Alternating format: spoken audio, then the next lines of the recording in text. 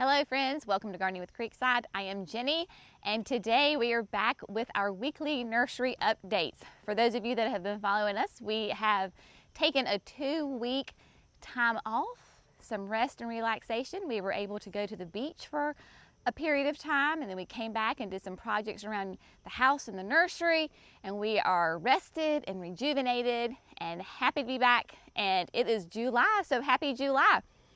We're back here at the nursery. Things are in bloom and gorgeous. So July, that is when all your flowering shrubs, everything should be really kind of in its glory right now. Speaking of in her glory, this is Bobo. Bobo is a fantastic petite hydrangea from Proven Winners. It is a panicle hydrangea. So if you will notice, the blooms are more kind of a cone shaped instead of the traditional round mop head. Bobo is great and it is hardy in zones 3 through 8. So we, of course, here at the nursery, North Carolina, right here, are a zone 7B. So we're very close to that zone 8. So if you are in our area, I would recommend that you put this in an area where it gets morning sun and afternoon shade, because this can do sun to part sun, which means it has to have at least at a minimum that 4 or 5 hours of direct sunlight. So for us, because we get so hot, if you can put it where it gets a little afternoon shade, it would do great. Now, the dimensions on Bobo are that it is wider than it is tall. So it's gonna be about 3 feet tall by 4 feet wide. It's a great addition. Anywhere in your landscape, you could do a hedge of these. You could do them as a specimen, a highlight plant in your landscape. If you have a really large container, you could put it in a container. Very versatile. Because it's a panicle, it blooms on new growth, which we love because we can trim it. If you need to shape it up, you're guaranteed blooms every single year. But you just cannot beat this gorgeous creamy white bloom on Bobo. Absolutely love this hydrangea. So, hydrangeas right now, I could sit here and do a video just on hydrangeas because they're all so gorgeous right now. So Bobo is great. We also have, come over here, this is Little Quickfire. I love Little Quickfire. Again, it's another Proven Winners hydrangea. It is a panicle. Little Quickfire is neat because it starts out a creamy white and then it will take on these pink hues. The zones, because I know y'all are all asking about zones, again is a 3 through 8, and it will be 3 to 5 feet tall and wide. There is a Quickfire, same plant, but on a much larger scale. It's kind of like Limelight and Little Limes. And speaking of Limelights and Little Limes, they too are coming in to all of their glory. And speaking of this, this is a Limelight tree.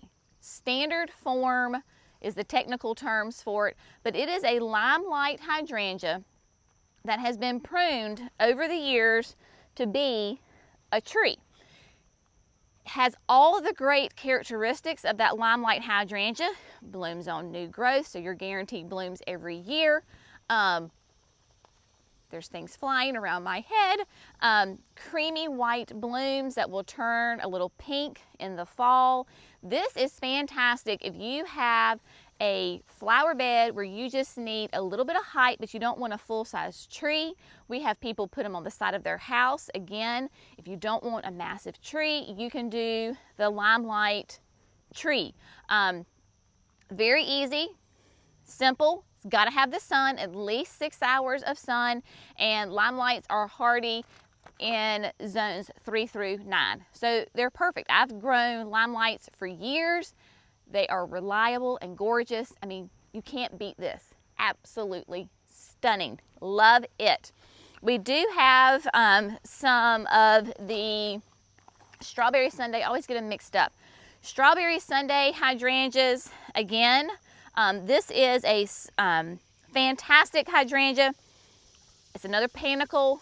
Can you tell we love panicles? Because panicles give us blooms every single year. You can prune them. They come back. Gorgeous. Again, that creamy white, it'll turn to pink. So you'll get a variation on the bloom of pink and white, hence Strawberry Sundae. The size on these guys is 4 to 5 tall, 3 to 4 wide. So it's gonna be a little taller than it is wide. I have one of these at the entrance to the nursery. First year, and she is covered in blooms. Just gorgeous. All right, White Wedding. This is a beautiful one. This is a Southern Living plant. Get her up here on my hip. There's the tag, so Jerry can zoom in on it. It's gonna be 4 to 6 feet tall, 3 to 5 feet wide. Hardy in zones 3 through 9B. So that is fantastic. Nice and hardy for us. I just love, look how fat those blooms are. Such a gorgeous hydrangea. So, so pretty. Again, it is a panicle hydrangea. So just, panicles are great. Especially here in the South, we love these panicle hydrangeas. So if you're looking for a good classic white one with big fat blooms on it, you cannot go wrong with White Wedding. The butterfly bushes are in all of their glory. Right here behind me, this is Pugster. So I'm not gonna pull Pugster up, but I'll let Jerry zoom in on it. Love the Pugster series of Proven Winners butterfly bushes because they're dwarf. Basically, it's gonna be a 2x2, and you can see all of the information right here. Hardy in zones 5 to 9. They do have to have sun. If you don't have sun, they will not bloom. The Pugster does just a classic, deep, fat, technically it's blue. I say it's a purple bloom, but you know, what are you gonna do? Really, really hardy, very easy, maintenance free. Basically, you can prune them if you want to, but with them being a 2x2, there's really not a need to do that because they are just fantastic. I do want to take you down here because there are some Rose of Sharon's that are blooming, and they are just beautiful. In fact, we have a little bee sleeping. If Jerry can get in here, there's a little honeybee. I guess she fell asleep. She's covered in the pollen. But this is White Chiffon, Rose of Sharon from Proven Winners. Pure white blooms. Absolutely gorgeous. If you can see all of the buds completely covered in flowers and buds, it's going to be just exquisite. Roses of Sharon's, remember, can get big. So if you have, they're taller than they are wide. So if you have an area where you want either to do a hedge or you want a specimen plant, a highlight in the center of the bed, this is great. They are hardy in zones 5 to 9. I mean, we're a 7, so boom, there you go. So there is white, then there is magenta. Oh, look. Okay, I'm gonna try to be still for Jerry. Look at the blooms on this. The color, absolutely gorgeous. I only have one left here at the nursery right now because people have seen how gorgeous it is and have snatched it up. So if you're watching this and you want it, you better hurry up and get out here. Again, it's the same size, same requirements. Love the sun, just easy, low maintenance. And then there is a blue also. These buds, blooms are kind of at the end of their cycle. So we'll have some new ones come out, but you can see the color on that. Just a really pretty color, really pretty. All right, hibiscuses. Now, if you have been paying attention to our social media stories and all of that, I posted some pictures last weekend, I believe, of a perennial hibiscus that was from Proven Winners. That one was Cherry Cheesecake. That was from like 5 or 6 years ago. Unfortunately, they've discontinued that particular one, but they have tons of them. These, of course, came in this year. We grew these this year, so they have not flushed out and bloomed yet, but you can tell that they are covered in buds. Look at this. Perennial hibiscus are fantastic because they're so low maintenance. They are extremely cold tolerant, so we don't have to worry about, you know, getting too cold in the wintertime. This is the tag for this particular color. They are hardy in zones 4 to 9, so we love that. They bloom once a day. So the hibiscus blooms will last for 1 day, but they're massive. They are just huge. They're what we call the dinner size plate blooms. So this is the Perfect Storm, which is a white and pink bicolor. They do need sun, so at least a minimum of 4 hours of direct sun, anywhere to all day. They can just sit out in the sun all day and be happy. They do come in different heights. Basically, they're wider than they are tall, but according to the specific variety will give you the different heights. So that tallest is going to be around that 4 to 5 foot height range. So just to keep you in mind on that, there is the Perfect Storm, then there's Berry Awesome. So if you're looking for just a great solid pink, this is a wonderful one. And in fact, it's the perennial of the year for proven winners. All right, moving on. Let's go up here, give you a little bit of a water trough update so that you can see how fantastic this thing is doing. It is just wonderful. The water trough is full Sharon. Look at Sharon. Sharon in all of her glory is just massive. She is trailing over. You would never know that I gave her a massive haircut before we went on vacation 2 weeks ago. Wicked Witch. Look at Wicked Witch. Love this coleus. Absolutely wonderful. Again, I had given it another big haircut before we left 2 weeks ago. Diamond Snow Euphorbia. Nice, big, tight, white blooms. There are some more in here, but between Sharon and Wicked Witch and the sweet potato vine, they've kind of taken over. But it's gorgeous.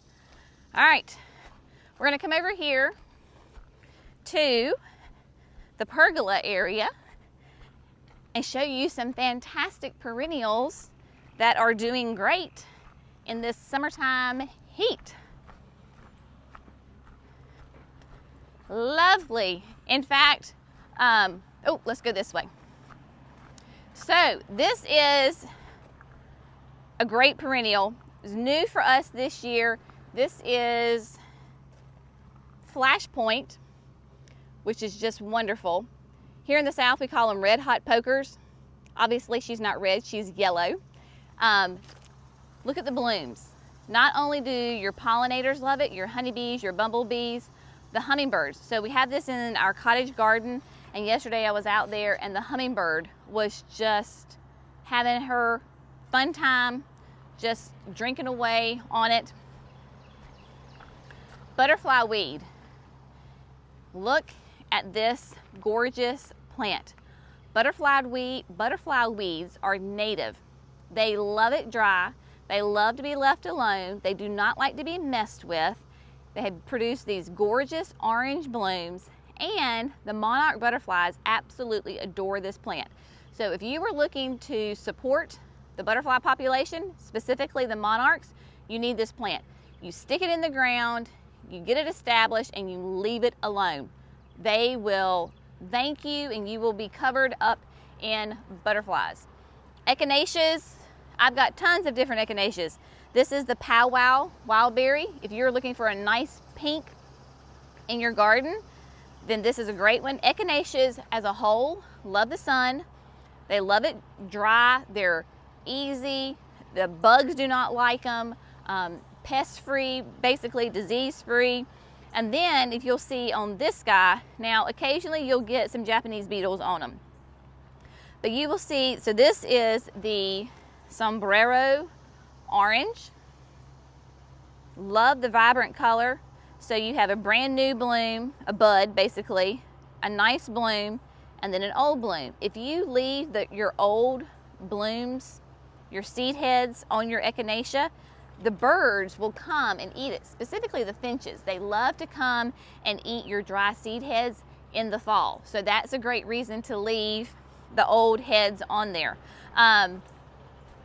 We still have some Caladiums Day Lilies. This is handwriting on the wall.